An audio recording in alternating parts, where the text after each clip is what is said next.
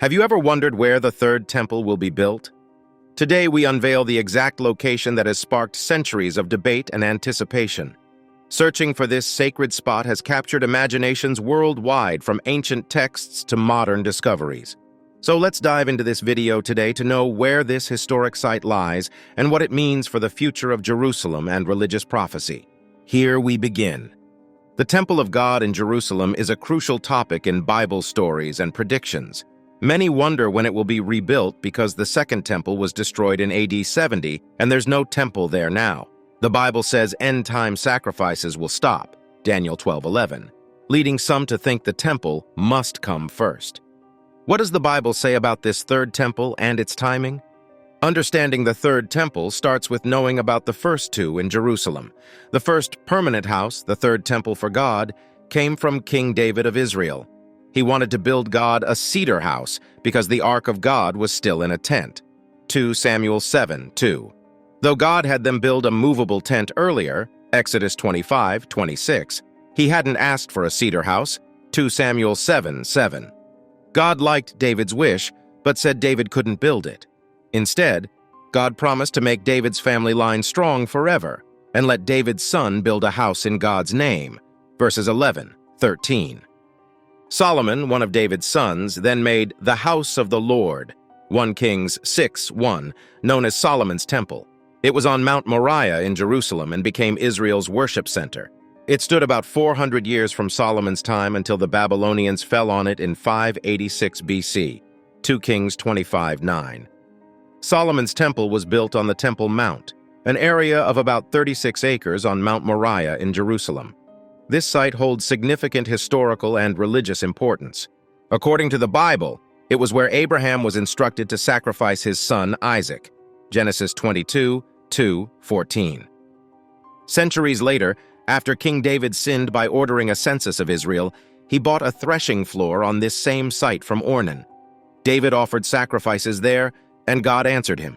David then declared, "This is the house of the Lord God, and this is the altar of burnt offering for Israel." 1 Chronicles 21:18, 30, 22:1. When Solomon started constructing the temple named after him, it was at Jerusalem on Mount Moriah, the place where God had appeared to David, on the threshing floor that David had prepared from Ornan the Jebusite. 2 Chronicles 3:1. Jerusalem is also known as Zion, and God specifically chose this location. He desired it as his dwelling place, Psalm 132:13, and declared that he would establish his name there forever, 2 Kings 21:7, 2 Chronicles 33:7. This sacred site has been central to Israel's spiritual and historical identity and holds deep significance in the beliefs of Judaism and Christianity alike. After 70 years of captivity under the Babylonian Empire, the Jews were allowed to return to Jerusalem and start rebuilding their temple, thanks to a decree by King Cyrus. This fulfilled a prophecy by God recorded in Isaiah 44:28, where God spoke about Cyrus, saying he would facilitate the rebuilding of Jerusalem and the temple. Despite starting the temple construction promptly upon their return, the Jews faced challenges. Opposition from neighboring peoples and internal apathy slowed down the project. God used the prophet Haggai to urge them to prioritize completing the temple rather than focusing only on their own houses. Haggai 1:3-4. Around 515 BC, the rebuilt temple was completed on the same site as the original. This second temple is sometimes called the Temple of Zerubbabel, named after the governor of Judah, who oversaw its construction. Haggai 1:1, Ezra 3:8, 5:2. This temple, known as Herod's Temple after significant renovations by King Herod, was standing during Jesus' time on earth. It lasted nearly 600 years until it was destroyed by the Romans in AD 70. Resuming sacrifices, a sign of end times. According to the book of Daniel's prophecies, sacrifices will eventually cease in the end times. Some believe that before Jesus Christ returns, the Jews will build a new temple in Jerusalem. However, this is a controversial idea due to the presence of the Dome of the Rock and the Al-Aqsa Mosque, important Islamic structures on the Temple Mount. Scholars and believers hold different views. Some expect a physical third temple to be constructed, while others suggest sacrifices might resume on an altar without a physical temple. similar to practices before the Second Temple was built, as described in the book of Ezra. Prophet Ezekiel, born into the priestly line, presents a detailed vision of a grand temple. His vision includes intricate descriptions of the temple's layout, measurements, and ceremonies. Ezekiel prophesies about a restored Israel, victory over enemies, and a magnificent new temple where sacrifices are reinstated. Ezekiel envisions a temple complex with specific dimensions and areas for sacrifices, alongside a Davidic prince ruling over the land and a renewed spiritual life for Israel. He emphasizes God's promise to dwell among his people once again. Interpreting Ezekiel's vision sparks debates. Some take it literally, expecting a future temple that matches Ezekiel's descriptions, especially during the Millennial Kingdom, a period of Christ's 1000-year reign on earth. Others interpret the sacrifices symbolically, as memorials or ceremonies without implications for forgiving sins, since Christ's sacrifice is considered sufficient. Despite differing interpretations, Ezekiel's temple symbolizes God's pledge to restore his relationship with his people, offering hope amidst uncertainty and affirming God's faithfulness to his promises. Whether seen as a physical structure or a symbol of God's future perfection, Ezekiel's temple represents the eternal glory and closeness believers eagerly anticipate with God. Location of the third temple and a fulfillment of prophecy. The anticipation surrounding the potential rebuilding of the third temple has intensified recently, especially about its speculated location tied to the city of David, a significant biblical site mentioned in passages such as 2 Samuel 5:9. This historical and archaeological area in Israel has become a focal point for researchers, uncovering ancient stories through meticulous excavations. In 2 Samuel 5:9, mentioning the city of David is a guiding light for scholars, prompting them to explore its profound historical and archaeological significance. The phrase "David built all around" acts as a mysterious gateway, encouraging deeper investigations into hidden treasures of antiquity. Prophetic texts like Zechariah 6:12 and Revelation 11:1. 2 further illuminate the future temple's significance, emphasizing its pivotal role in divine plans. Recent archaeological discoveries outside Jerusalem's old city walls, particularly in the region known as the City of David by Israeli authorities and Wadi Helui by Palestinian Arabs, have added layers to the quest for the third temple's potential location.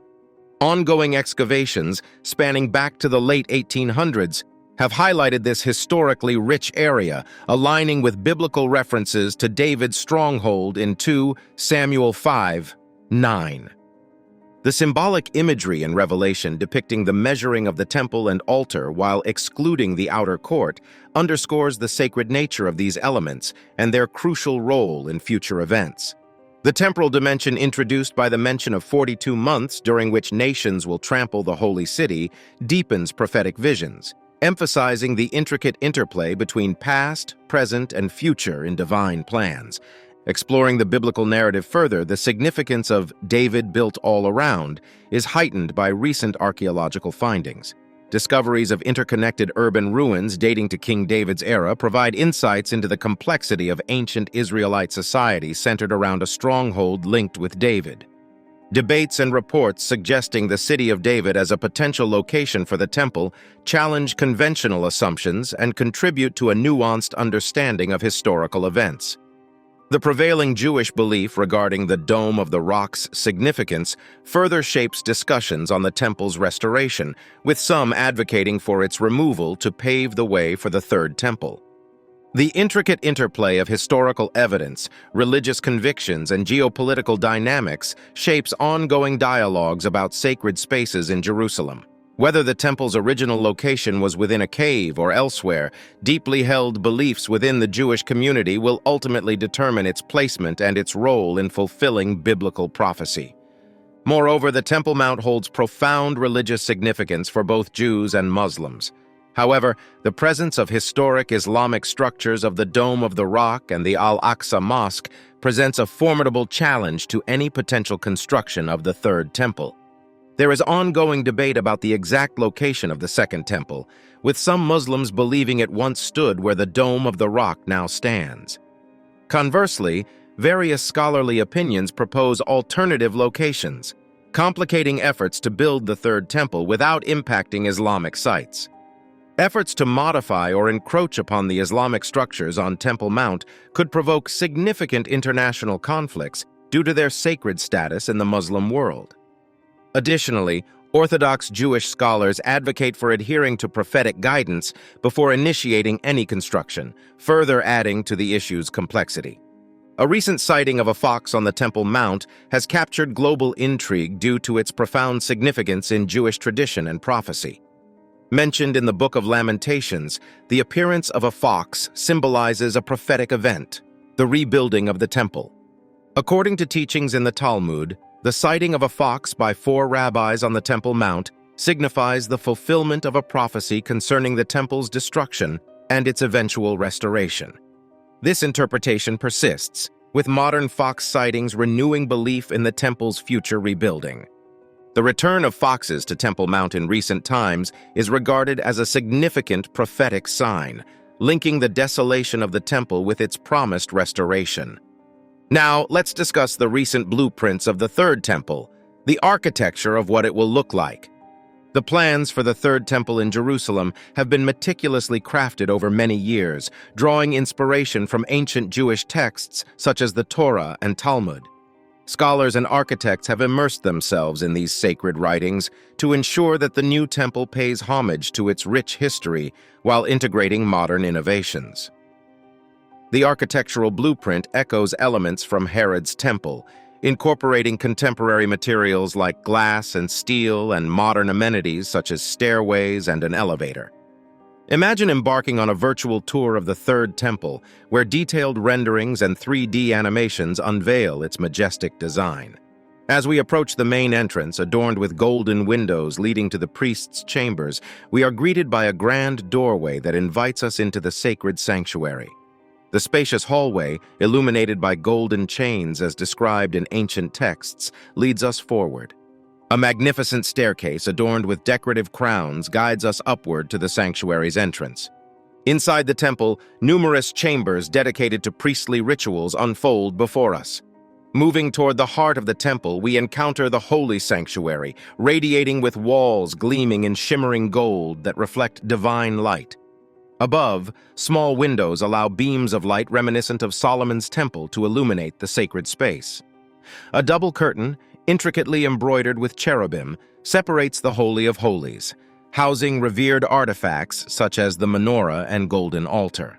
The temple's construction harmoniously blends timeless stone with contemporary elements like glass, marble, concrete, and wood, seamlessly marrying tradition with innovation. Continuing our exploration, we ascend to the roof, marveling at the temple's grandeur from various perspectives. From the highest point, a unique ladder provides access to upper levels, highlighting the temple's intricate and deliberate design. Through these elaborate blueprints and animations, we gain profound insight into the future of the Third Temple. They offer a visual representation of its envisioned design and underscore the meticulous preparations underway for its eventual construction. The plans for the Third Temple reveal that the Sanhedrin's chamber is not merely a standalone structure, but an integral part of a larger interconnected complex. This complex will feature linked courtyards and chambers, with the assembly hall currently in the design phase as its centerpiece. Envision a grand chamber reminiscent of the historic Chamber of Hewn Stones, enhanced by a central fountain that fosters a serene atmosphere for the Sanhedrin's deliberations. As the esteemed members gather in a circle at the heart of the assembly room, their designated seats will symbolize their esteemed status and authority. As plans for the Third Temple in Jerusalem advance, there's a focus on integrating modern practicalities while respecting religious requirements. This includes ensuring facilities like electricity, plumbing, and heating systems are seamlessly incorporated, which may involve adjustments to the initial architectural design. Central to the Third Temple's symbolism is its menorah, a profoundly significant artifact representing Jewish heritage in Jerusalem. Unlike a mere replica, this towering menorah in the Jewish quarter is meticulously crafted to exact biblical specifications. Its purpose is to illuminate the holy sanctuary once the Third Temple stands. Situated in the bustling Jewish quarter, this golden menorah embodies the fervent hope for the temple's restoration. Beyond its ornamental value, it encapsulates the collective aspiration for the temple's return and awaits its revered place inside the completed Third Temple. The Temple Institute in Jerusalem diligently prepares for the reconstruction, cherishing significant artifacts like the majestic menorah, valued at about £2 million. The prospect of priests ascending the temple steps to ignite its flames after 2 millennia is a momentous occasion, symbolizing the return of this sacred vessel to Jerusalem. Another crucial item is the golden headplate, known as the crown, essential for service in the Third Temple. Within the Temple Institute, visitors can witness meticulously prepared items designed authentically, not as replicas, but in accordance with biblical commands. The headplate, inscribed with "Holy to Hashem," underscores the reverence for God's name, aligning with Exodus directives on sanctity. Crafted precisely, it signifies preparedness for the temple's revival and anticipates the moment when the high priest will wear it during service. Step into the Temple Institute in Jerusalem's Jewish quarter and you'll feel like you've stepped into a living museum. However, unlike ordinary museum exhibits, every item here has a purpose. They're all intended for use in the future Third Temple of Jerusalem.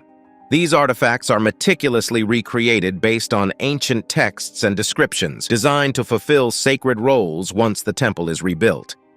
These are not mere replicas or showpieces, but functional vessels crafted specifically for temple service. Over 60 kosher vessels have been faithfully reproduced, ranging from incense burners to silver trumpets.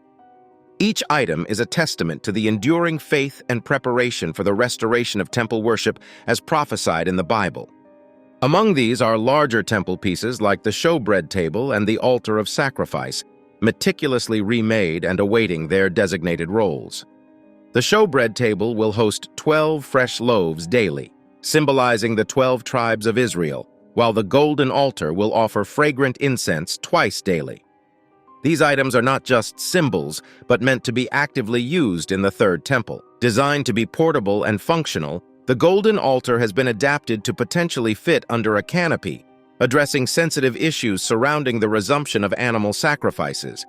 These precautions ensure that these sacred items remain out of public view until the temple's completion, preserving their sanctity and purpose. Visiting the Temple Institute offers a rare opportunity to witness these meticulously crafted artifacts before they are transferred to the Third Temple. Gearing up for temple service, meet the Levites. In Jerusalem, amidst the bustling streets, a timeless tradition unfolds as Levites, also known as Kohanim, prepared diligently for their sacred role in the upcoming Third Temple. These descendants of Aaron, adorned in meticulously remade white cotton garments with intricate sashes, are not merely reenacting history. They are actively paving the way for its revival. Clad in specially crafted attire reminiscent of ancient times, the Levites immerse themselves in rigorous training and rituals. Their garments, faithful to biblical descriptions, symbolize their readiness to resume temple service after a hiatus spanning 2 millennia. The Kohanim are not passive spectators awaiting the temple's reconstruction. They are proactive in their preparation. Engaging in meticulous practice sessions, they rehearse rituals such as the first fruit, twin loaf, and Passover offerings. Each action is a testament to their commitment and readiness for the resumption of Jewish temple worship. At the Temple Institute, artifacts essential for temple service are meticulously preserved.